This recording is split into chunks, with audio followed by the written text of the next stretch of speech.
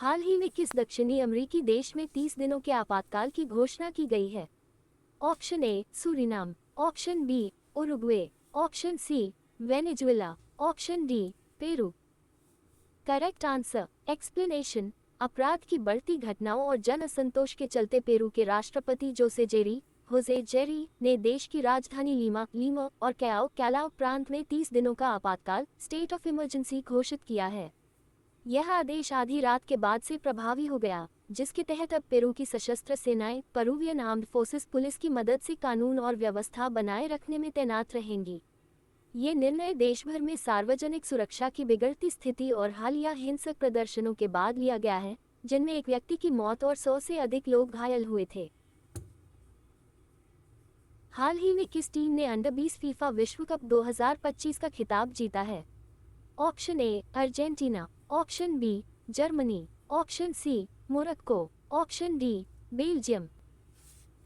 Correct answer explanation. Morocco ने इतिहास रचते हुए अर्जेंटीना को 2-0 से हराकर अपना पहला फीफा अंडर 20 विश्व कप खिताब जीत लिया। स्ट्राइकर यासिर जबरनी ने शानदार प्रदर्शन करते हुए फाइनल में 2 गोल दागे। हाल ही में भारत ने जानलेवा श्वसन संक्रमणों से लड़ने के लिए अपना पहला स्वदेशी एंटीबायोटिक किस नाम से विकसित किया है? ऑप्शन ए भारतमाइसिन, ऑप्शन बी नेफिथ्रोमाइसिन, option C cefadroxil, option D इनमें से को नहीं। Correct answer explanation. भारत ने अपना पहला स्वदेशी एंटीबायोटिक नेफिथ्रोमाइसिन विकसित किया है। नेफिथ्रोमाइसिन दवा प्रतिरोधी श्वसन संक्रमणों के विरुद्ध प्रभावी है। यह एंटीबायोटिक विशेष रूप से कैंसर रोगियों और अनियंत्रित मधुमेह वाले व्यक्तियों के लिए फायदेमंद है। नेफिथ्रोमाइसिन भारत में पूरी तरह से परिकल्पित, विकसित और चिकित्सकीय रूप से परीक्षण किया गया पहला अणु है। ये दवा जैव प्रौद्योगिकी विभाग और निजी फार्मा कंपनी वॉकहार्ट के बीच सहयोग से बनाई गई है। डॉक्टर जितेंद्र सिंह ने इसे भारत के बायोफार्मा विकास को गति देने वाली सफल उद्योग अकादमिक साझेदारी का एक आदर्श उदाहरण बताया। मंत्री महोदय ने मल्टीओमिक्स डेटा एकीकरण और विश्लेषण के लिए कृत्रिम बुद्धिमत्ता का उपयोग विषय पर 3 दिवसीय कार्यशाला का उद्घाटन किया। डॉक्टर सिंह ने हीमोफीलिया के लिए जीन थेरेपी में भारत के पहले स्वदेशी नैदानिक परीक्षण की सफलता की भी घोषणा की। ये परीक्षण जैव प्रौद्योगिकी विभाग द्वारा समर्थित था और क्रिश्चियन मेडिकल कॉलेज वेल्लोर में आयोजित किया गया था। जीन थेरेपी ने बिना किसी रक्तस्राव के 60-70% सुधार दर हासिल की। भारत पहले ही 10,000 से अधिक मानव जीनोम का अनुक्रमण पूरा कर चुका है और इसे 10 लाख तक विस्तारित करने की योजना है। मंत्री महोदय ने इस बात पर जोर दिया कि कृत्रिम बुद्धिमत्ता भारत में स्वास्थ्य सेवा, शासन और निर्णय लेने की प्रक्रिया को बदल रही है। एआई आधारित हाइब्रिड मोबाइल क्लिनिक अब देश के ग्रामीण और दूरदराज के इलाकों में स्वास्थ्य सेवा की पहुंच प्रदान कर रहे हैं। हाल ही में अंतर्राष्ट्रीय प्रकृति संरक्षण संघ में शामिल होने वाला 90वां सदस्य देश कौन बना है? Option A Samoa, option B Fiji, option C Tuvalu, option D Burundi. Correct answer explanation. Pacific महासागर में स्थित छोटे द्वीपीय देश तुवालू ने अंतर्राष्ट्रीय प्रकृति संरक्षण संघ IUCN की सदस्यता ग्रहण कर एक महत्वपूर्ण वैश्विक मंच पर अपनी उपस्थिति दर्ज कराई है। IUCN के अधिनियमों को औपचारिक रूप से स्वीकार करते हुए तुवालू अब 90वां राज्य सदस्य बन गया है। ये कदम न केवल तुवालू की पर्यावरणीय प्रतिबद्धता को दर्शाता है, बल्कि जलवायु परिवर्तन से जूझते इस देश के लिए वैश्विक सहयोग के नए द्वार भी खोलता है। तुवालू की पर्यावरण मंत्रालय अब IUCN सचिवालय के साथ आधिकारिक समन्वय एजेंसी के रूप में कार्य करेगी, जिससे देश की जैव विविधता सुरक्षा और सतत विकास लक्ष्यों को बल मिलेगा। हाल ही में किसने यूनाइटेड स्टेट्स ग्रां प्री 2025 का खिताब जीता है? Option A Max Verstappen, option B Lando Norris, option C Charles Leclerc, option D George Russell. Correct answer explanation. Max Verstappen ने 2025 यूनाइटेड स्टेट्स ग्रां प्री जीती। Lando Norris. हाल ही में किस देश ने 50 वर्ष पुराने कफाला सिस्टम को समाप्त कर दिया है? Option A Kuwait, option B UAE, option C Qatar, option D Saudi अरब।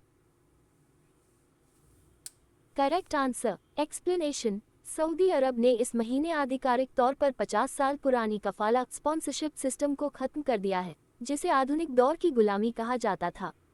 इस व्यवस्था के तहत विदेशी कर्मचारियों के जीवन पर उनके नियोक्ता पर पूरा नियंत्रण होता था। वह उसका पासपोर्ट तक रख सकता था और ये तय करता था कि वे कब नौकरी बदल सकते हैं या देश छोड़ सकते हैं।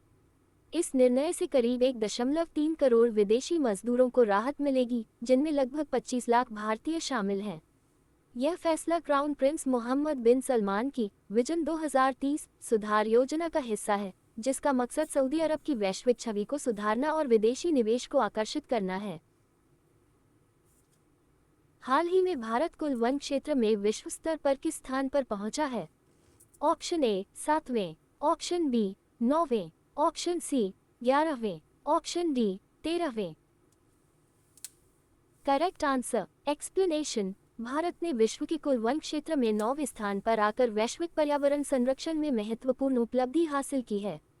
इंडोनेशिया के बाली में संयुक्त राष्ट्र खाद्य एवं कृषि संगठन FAO द्वारा जारी वैश्विक वन संसाधन मूल्यांकन GFRA-2025 रिपोर्ट में ये जानकारी दी गई है।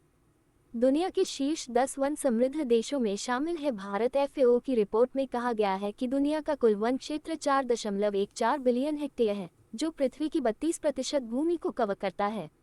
इसका आधे से ज्यादा 54% हिस्सा सिर्फ 5 देशों रूस, ब्राजील, कनाडा, अमेरिका और चीन में केंद्रित है।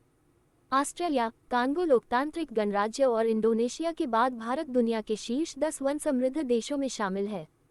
चीन ने 2015 और 2025 के बीच वन क्षेत्र में सबसे ज्यादा शुद्ध वार्षिक वृद्धि दर्ज की, जो 1.69 मिलियन हेक्टेयर प्रति वर्ष थी। उसके बाद रूस 9,42,000 हेक्टेयर और भारत 1,91,000 हेक्टेयर के साथ दूसरे स्थान पर है।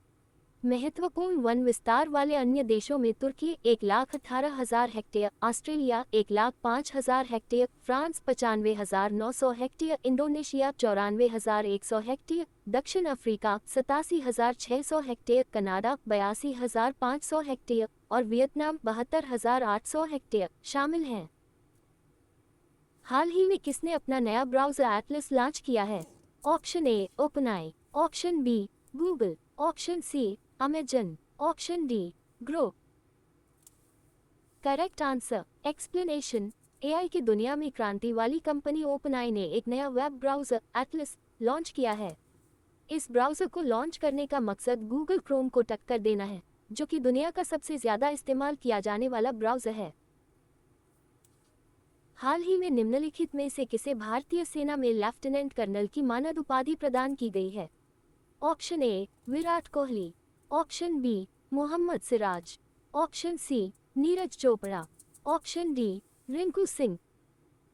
Correct answer explanation. Neeraj Chopra अब भारतीय सेना में लेफ्टिनेंट कर्नल बन गए हैं। रक्षा मंत्री राजनाथ सिंह और थल सेना अध्यक्ष उपेंद्र द्विवेदी ने उन्हें यह उपाधि दी। 2 बार के ओलंपिक मेडल विजेता नीरज चोपड़ा को टेरिटोरियल आर्मी में यह मानद उपाधि मिली है। यह आर्मी एक अनोखी संस्था है जो देश के नागरिकों को पार्ट टाइम आधार पर राष्ट्र सेवा का अवसर प्रदान करती है, यानी इसमें शामिल व्यक्ति अपने पेशे, नौकरी या व्यवसाय को जारी रखते हुए देश सेवा कर सकता है। हाल ही में भारत ने किस देश में अपने तकनीकी मिशन को पूर्ण दूतावास का दर्जा दिया है? Option A Pakistan, option B America, option C Iran, option D Afghanistan. Correct answer explanation. Bharat ने काबुल स्थित अपने तकनीकी दूतावास को पूर्ण दूतावास में बदलने का फैसला किया है। विदेश मंत्रालय ने इसकी घोषणा की है। ये कदम अफगानिस्तान के साथ संबंधों को मजबूत करने की भारत की प्रतिबद्धता को दर्शाता है। पिछले दिनों नई दिल्ली आए अफगानिस्तान के इस्लामिक अमीरात तालिबान सरकार के विदेश मंत्री आमिर खान मुत्तकी के समक्ष भारत ने ऐलान किया था कि वह काबुल स्थित अपने मौजूदा तकनीकी दूतावास को फिर से पूर्णकालिक दूतावास में तब्दील करेगा।